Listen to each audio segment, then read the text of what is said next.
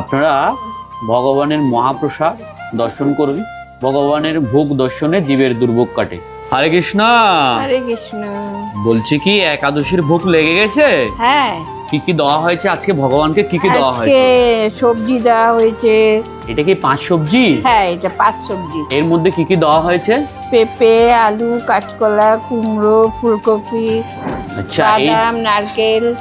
এই দিয়ে হয়েছে একটা 5 সবজি। হ্যাঁ, আর কি কি দেওয়া হয়েছে ভগবানকে? এই শসা, বাদাম, এটা দিয়ে একটা স্যালাড হয়েছে, ফল আলু কাবলি হয়েছে। স্যালাড, তাই তো? হ্যাঁ হ্যাঁ, তারপর তারপর ফল দেওয়া হয়েছে।